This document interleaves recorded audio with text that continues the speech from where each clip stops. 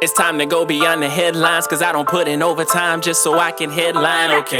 Now it's Fox Sports, I'm live with Renee. Going hard every day, sports rapping every play. Different segments for your favorites, coming at you daily. With positive vibes, yeah, we some game changers. Basketball, football, soccer, with different interviews, you never know who may pop up. Listen, only on Beyond the Headlines, this is Beyond the Headlines.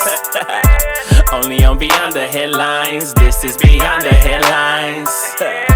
Only on Beyond the Headlines, this is Beyond the Headlines with Renee Washington. Welcome back to Beyond the Headlines with Renee Washington. Joining me now to get into what's going on across the NBA from out in Los Angeles on the West Coast. We've got Bryan Oringher, analyst and media personality, and also you might know him from Scout with Bryan. So, Bryan, welcome to the show, and thanks for joining us. Appreciate you having me. No problem at all. There's so much going on in the NBA. I don't even know where to begin. Since you're in LA, I guess we'll start there. We'll go with the Lakers up first.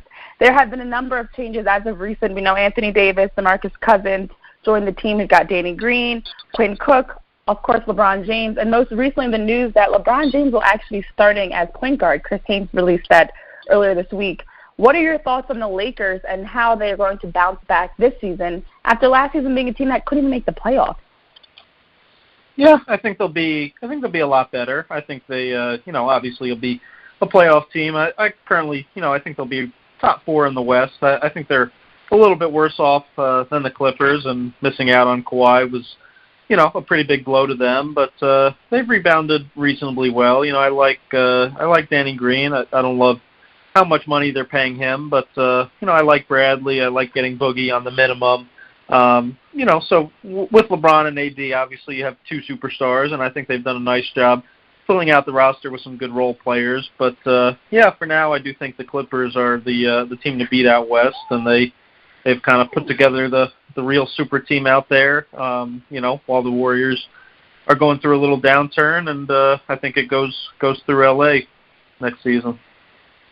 Yeah, you bring up a couple of good points that really stand out to me. For one being the Warriors, we do, and this is something I've been talking about the last few weeks, especially once we saw KD and Klay Thompson go down, and of course KD's no longer even on the Warriors team, but it seems like the dynasty has ended and there's been a shift in the league, and that's what we're seeing now with the Lakers. You talk about the Clippers picking up Kawhi Leonard, Paul George, alongside players like Patrick Beverly. So we have a shift in who the top teams are.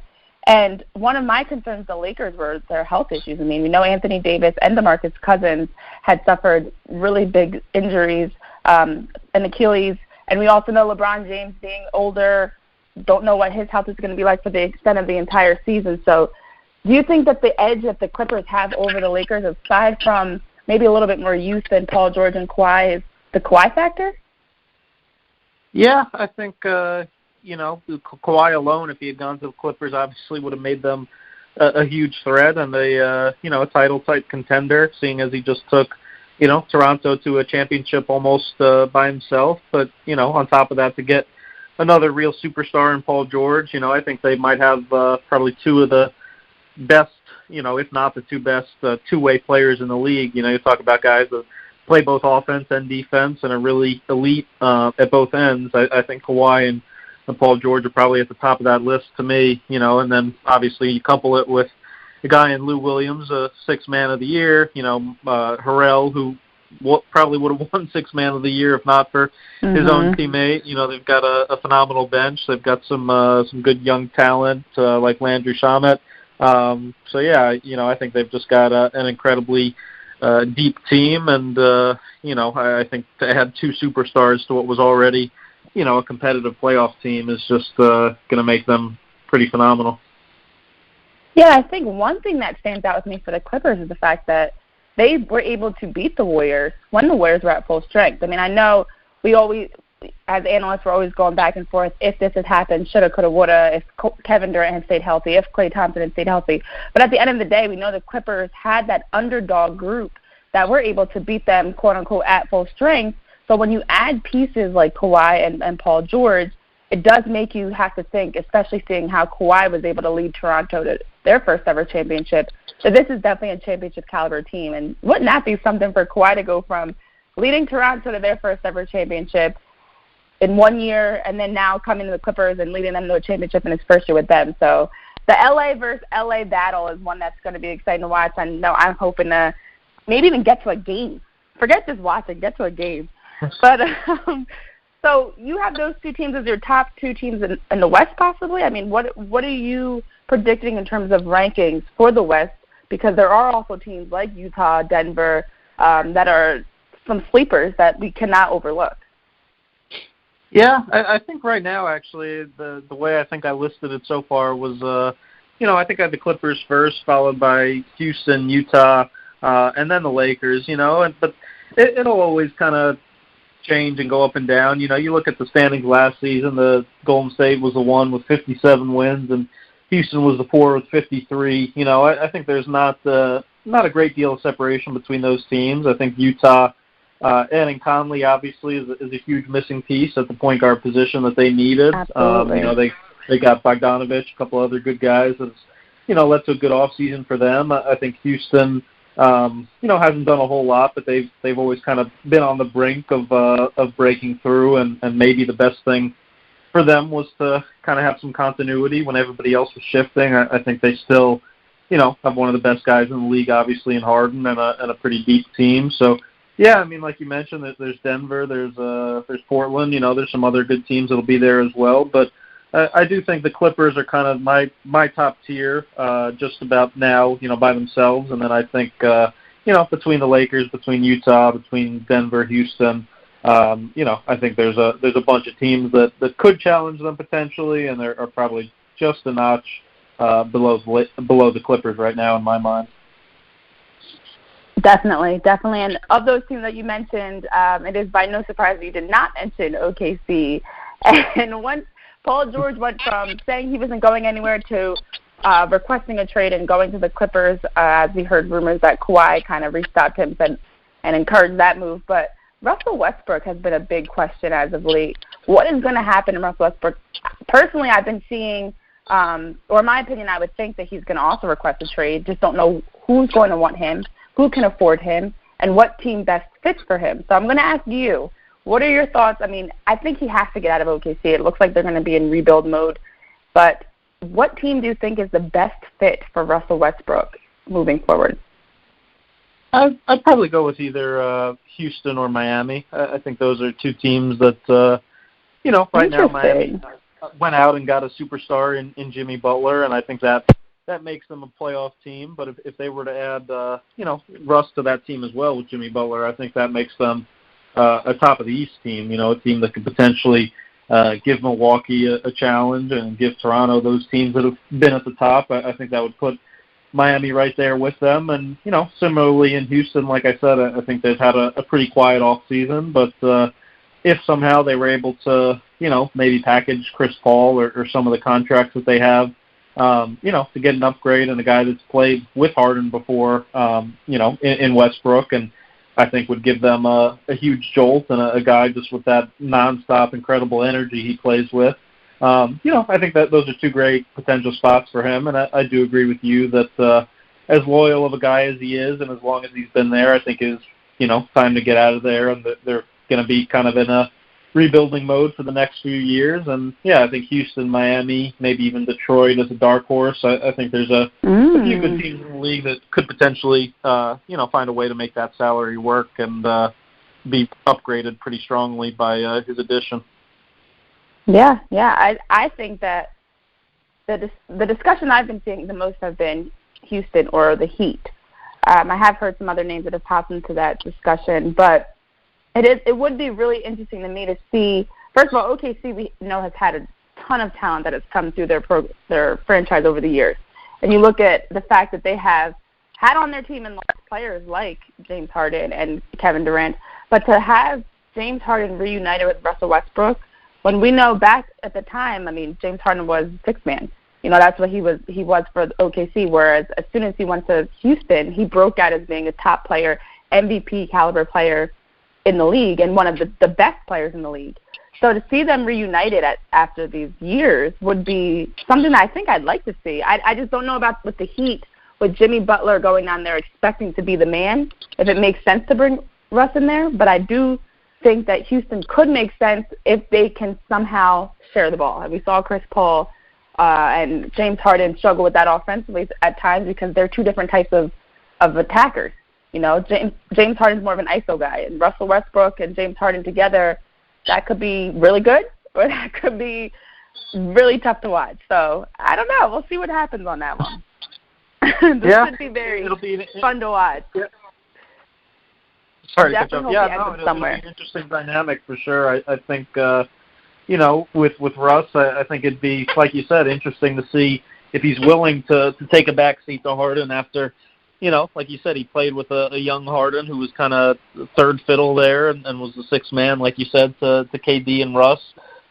You know, Jimmy in Miami, I think, he's going there expecting to be the guy, but at the same time, I think Jimmy, you know, he's so competitive. He knows you need two superstars probably to win in the league. So I'm sure Pat Riley, you know, sold him on the vision of adding another star with him at some point. And, you know, I believe at least that he gets along well with Russ. And, you know, that team is solid. They've got some solid role pieces. But aside from Jimmy, you know, their second best player right now might be, you know, Winslow or Dragic. You know, I think they really could use Russ's addition, and I think Jimmy would understand that and be willing to play alongside a guy of his caliber.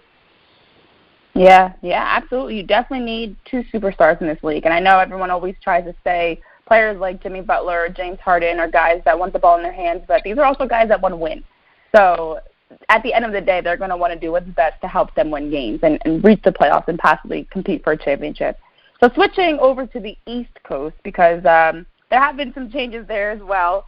Starting with Brooklyn, the Nets have now picked up Kyrie Irving and Kevin Durant. We know Kevin Durant is not going to be able to play this upcoming year, and we don't even know how long it's going to take him to get back to 100% if at all, which is something that we saw teams opt out on picking him up for that reason. So the switch of the East now becomes you have the Celtics with Kemba Walker, you've got the Nets with Kyrie and Kevin Durant in years to come. You still have the Sixers with Ben and Joel Embiid, and the Bucks with the Greek Freak. How do you think the shift in the East is going to affect who the top team is coming out of the East now that Kawhi is no longer there? Yeah, I think it's Milwaukee's conference to lose right now. Still, you know, I think obviously winning 60 games, being the 1 seed last season, I think they, you know, had a great chance to make it to the finals, but were held back a little bit by Giannis not being able to hit shots just yet outside of the paint at least, and I think that's going to be, you know, a huge off-season focus for him to really work on that jumper, and I think you know, they're the team to beat obviously, but. Yeah, I think right below them, I think Philly, you know, maybe got a tiny bit worse, but they're still going to be right there. I think Boston, I think Kemba's an upgrade, you know, over Kyrie, or at least the version of Kyrie that we saw last season. But losing Horford's a pretty big blow to them. I'm pretty high on Indiana. I think they, you know, in getting a guy like Brogdon, getting Jeremy Lamb, getting T.J. Warren. I think they found a way to upgrade the roster, you know, around Oladipo, and it's still a really young team. You know, it has Sabonis, has Miles Turner, has, you know, a lot of young improving guys, and I think they could really surprise some people and be one of the top 2 or 3 teams in the East. Brooklyn, I do think, you know, they'll be a top 4 seed, but like you said, you know, without KD at least for this first season, you know, it's pretty much.